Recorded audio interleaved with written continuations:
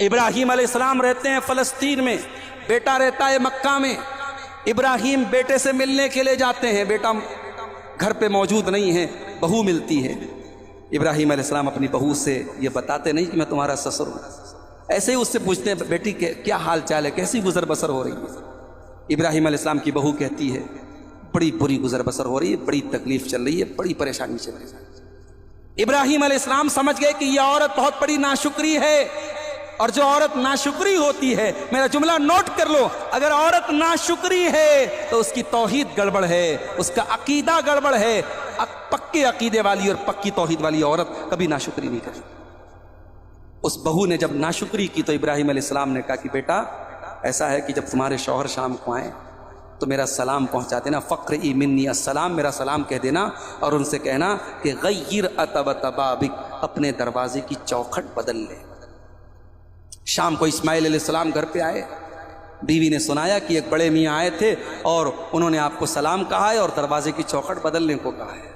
کہا رے وہ تو میرے باپ تھے، وہ تو تیرے سسر تھے، اور تو نے ان سے کیا بات کہی کہ ان کو اتنا ناپسند گزر گیا کہ انہوں نے مجھے حکم دیا میں تمہیں طلاق دے دوں۔ اور اسماعیل علیہ السلام نے اپنی اس بیوی کو طلاق دی۔ اب بڑا غور سے سنیے گا، تھوڑا سانس روک کے سنیے، ذرا دل پہ ہاتھ رکھ کے سنیے گا اس واقعے کو۔ بہت سے لوگوں کو یہ واقعہ سمجھ میں نہیں آتا، عورتوں کو تو بالکل سمجھ میں نہیں آتا کہ یہ کون سی بات ہو گئی کہ سسر نے کہہ دیا اور شوہر جا کے بیوی کو طلاق دے دے، اور طلاق ہو بھی گئی۔ اور سنیے، اسماعیل علیہ السلام نے دوسرا نکاح کر لیا، دوسری بیوی آ گئی۔ اب کچھ دنوں کے بعد پھر ابراہیم علیہ السلام آئے، اور اتفاق سے اس مرتبہ بھی اسماعیل نہ ملے اور یہ دوسری والی بہو ملی۔ ابراہیم علیہ السلام نے اس سے جب حال چال پوچھا تو اس بہو نے کہا کہ ہماری تو بہت اچھے سے گزر بسر ہو رہی ہے، اللہ کا شکر ہے، اللہ جس حال میں رکھے ٹھیک ہے۔ کہا بیٹا تمہارے شوہر آئے تو سلام کہہ دینا اور کہنا کہ چوکھٹ بہت اچھی ہے، چوکھٹ کو برقرار رکھے۔ اسماعیل علیہ السلام شام کو آئے، بیوی نے بتایا، کہا وہ میرے باپ تھے، تیرے سسر تھے، اور انہوں نے تیری تعریف کی اور کہا ہے کہ میں تم کو اپنے نکاح میں باقی رکھوں۔ اس واقعے سے دو سبق ملا۔ پہلا سبق یہ ملا کہ فیملی، بچے کی، بیٹے کی فیملی الگ رہ رہی ہے، تب بھی سسر یہ نہ سوچے کہ وہ تو سپریٹ رہ رہا ہے، اس کی فیملی سے مجھے کیا مطلب ہے۔ اگر بیٹے کے پریوار میں کوئی تکلیف ہے، کوئی معاملہ ہے، تو سپریٹ رہنے کے باوجود، الگ رہنے کے باوجود سسر کی ذمہ داری ہے، باپ کی ذمہ داری ہے کہ وہ اپنے بیٹے اور بہو کے حالات پر نظر رکھے۔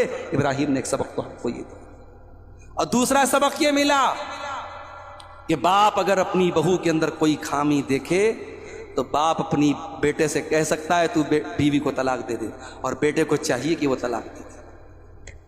اب مجھے نہیں پتا کہ شاہ پور مولانی والے دوبارہ ہم کو بلائیں گے کہ نہیں بلائیں گے، مولوی صاحب بہت خطرناک بات بول کے گئے، عورتیں ناراض ہو جائیں گی۔ یعنی سسر سالن پکا، سالن میں نمک کم ہے۔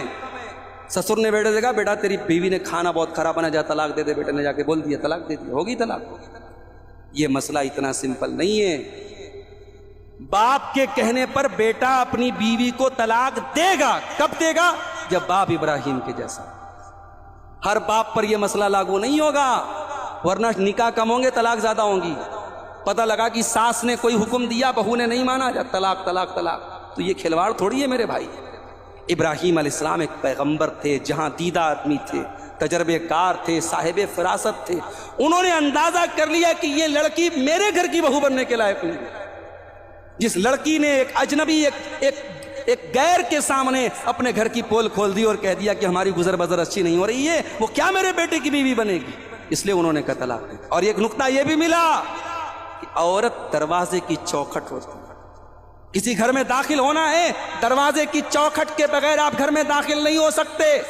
اس لیے گھر کو اچھا بنانا ہے تو دروازے کی چوکھٹ کو مضبوط اور اچھا بنانا ضروری ہے۔ اگر چوکھٹ خراب ہو جائے تو گھر کی انٹری ہی خراب ہو جائے گی۔ اس سے پتہ یہ چلا کہ عورت گھر کا سب سے قیمتی اثاثہ ہے۔ جس گھر کی عورتیں خراب ہو جائیں، جس گھر کی عورتیں بدچلن ہو جائیں، جس گھر کی عورتیں بے حیا ہو جائیں، جس گھر کی عورتیں بے دین ہو جائیں، جس گھر کی عورتیں بدتمیز ہو جائیں، اس گھر کا جنازہ نکل جائے گا میرے بھائیوں، اس گھر میں دین کا جنازہ نکل جائے گا۔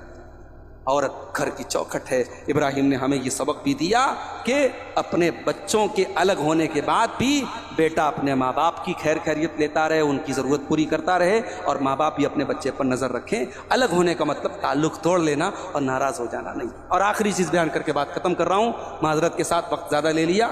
ابراہیم علیہ السلام کی زندگی سے ایک سبق یہ بھی ملتا ہے میرے بھائی۔ ابراہیم علیہ السلام خانہ کعبہ بنا رہے تھے۔ اللہ نے حکم دیا کہ ابراہیم، خانہ کعبہ کی عمارت کو تمہیں پھر سے ری بلڈ کرنا ہے، اس کو دوبارہ بنانا ہے۔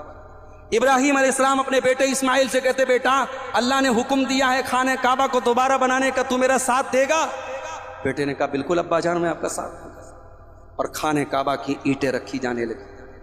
خانہ کعبہ کے نشانوں کے اوپر وہ عمارت جس کو آج ہم دیکھ رہے ہیں، شاندار عمارت، اس کو آدم علیہ السلام کے دور میں ہی بنایا گیا تھا، اور وقت اور حالات کے تحت یہ عمارت مندمل ہو گئی تھی، مٹ گئی تھی، اس کو دوبارہ پھر سے کھڑا کیا ابراہیم علیہ السلام۔ اس ویڈیو میں ہم آپ لوگوں کو بتانے والے ہیں حضرت آدم علیہ السلام کی وفات یعنی موت کا واقعہ، اور حضرت آدم علیہ السلام سے پہلے دنیا میں کیا تھا۔ یہ وہ سوال ہے جو ہم سب کے دماغ میں آتا ہے کہ کائنات میں انسانوں کے بسنے سے پہلے آخر کیا تھا۔ ایک صحابی نے حضور پاک صلی اللہ تعالی علیہ وسلم سے سوال کیا کہ اے اللہ کے رسول صلی اللہ تعالی علیہ وسلم، زمین اور آسمان کو پیدا کرنے سے پہلے ہمارا پروردگار کہاں تھا؟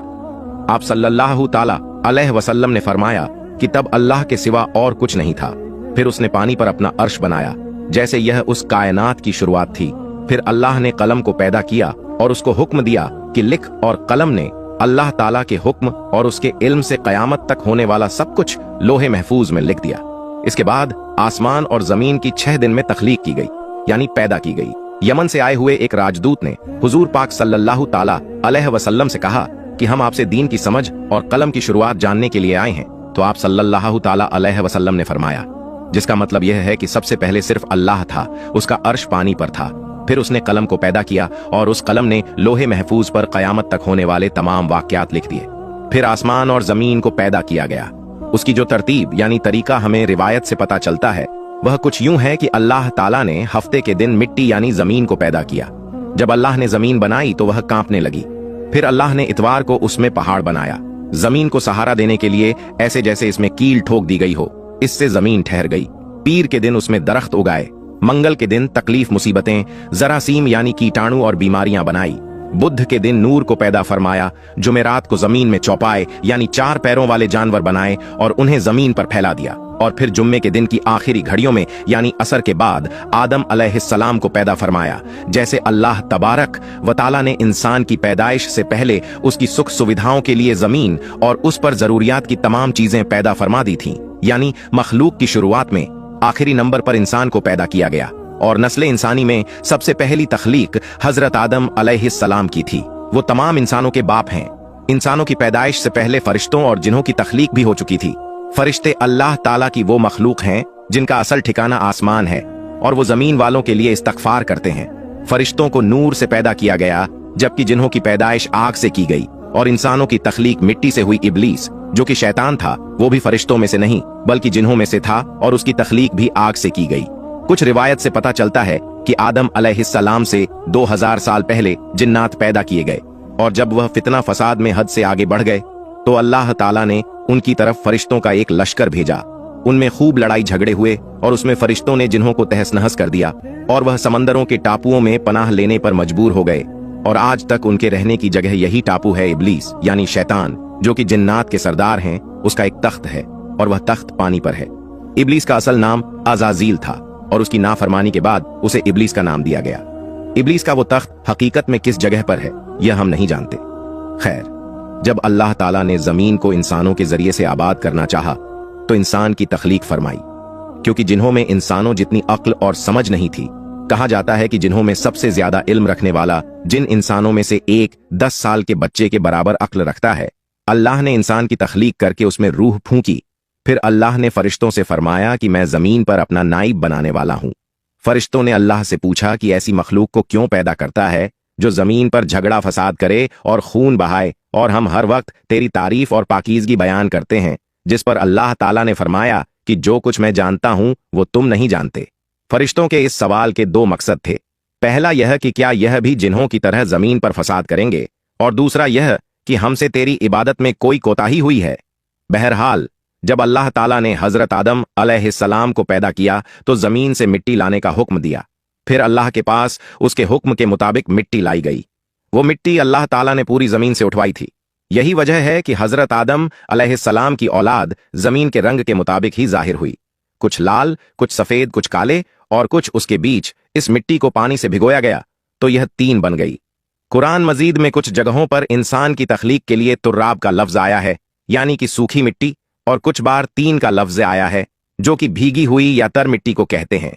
जब पानी को मिट्टी से भिगोया गया तो वह लेसदार होना शुरू हो गई। फिर अल्लाह ताला ने खुद अपने दस्ते मुबारक से उस मिट्टी से इंसान का ढांचा तैयार फरमाया। अल्लाह ताला ने इंसान की तख्लीक फरिश्तों के सुपुर्द नहीं की, बल्कि इंसान को खुद एक मूर्ति की सूरत में ढाला। उसके बाद एक खास वक्त तक उसको छोड़े रखा, यहां तक कि वो गीली मिट्टी सूख गई और उसका रंग काला हो गया और उसमें से बदबू आने लगी। फिर वो सुख करके खनखनाती मिट्टी बन गई और आखिर में आग पर पकी हुई मिट्टी की सूरत इख्तियार कर ली, यानी आग में पकी हुई मिट्टी जैसी बन गई, जिसे कुरान पाक में फखार कहा गया है इस मिट्टी के लिए। और भी कुछ अल्फाज कुरान मजीद में मिलते हैं, जैसे हुमायून यानी काली मिट्टी, मसनून यानी बदबूदार मिट्टी, सलसाल यानी खनखना कर बोलने वाली मिट्टी। तख्लीक आदम अल्लाह का एक करिश्मा है।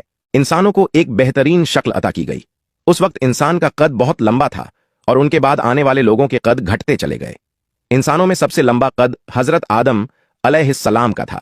एक रिवायत में हजरत आदम अलैहिस्सलाम का कद 60 हाथ बयान किया गया है। बहरहाल जब अल्लाह ताला ने इंसान का ढांचा बनाकर उसे सूखने के लिए एक खास वक्त तक छोड़े रखा तो इब्लीस यानी शैतान उसके इर्द गिर्द चक्कर काटने लगा। वो इस ढांचे को बजाकर देखते तो उसमें से ऐसी आवाज आती जैसे खाली मिट्टी के मटके से आती है, और उसने देखा कि यह ढांचा पेट वाला है तो वह समझ गया कि यह मखलूक अपने आप पर काबू नहीं रख पाएगी। हजरत आदम अलैहिस्सलाम में रूह डालने से पहले फरिश्तों का गुजर उस ढांचे के पास से हुआ तो वह घबरा गए, और इब्लीस भी ढांचे के आसपास से गुजरता तो ठोकर मारकर कहता कि तुझे किसी खास मकसद के लिए पैदा किया गया है। यह कहकर वो उसके मुंह के रास्ते उसमें दाखिल हो जाता और कमर के रास्ते बाहर आ जाता। और फिर उसने फरिश्तों से कहा कि इससे घबराने की कोई जरूरत नहीं है। अगर मुझे इस पर हावी किया गया तो मैं इसे खतरे में डाल दूंगा, और अगर इसे मुझ पर हावी किया गया तो मैं यकीनन इसकी नाफरमानी करूंगा। यानी अभी हजरत आदम अलैहिस्सलाम में अल्लाह ताला ने रूह भी नहीं फूंकी थी। तब से इब्लीस की इंसान से अदावत और दुश्मनी साफ तौर पर दिख रही थी। फिर अल्लाह ताला ने हजरत आदम अलैहिस्सलाम में रूह फूंकी। जैसे ही रूह उस बनाए हुए ढांचे में सर की तरफ से डाली गई तो हजरत आदम अलैहिस्सलाम को छींक आ गई। हजरत आदम अलैहिस्सलाम से कहा कि अल्हम्दुलिल्लाह कहिए। उन्होंने कह दिया। अल्लाह ताला की इस तारीफ के जवाब में अल्लाह ताला ने फरमाया कि तुझ पर तेरा रब रहम फरमाए।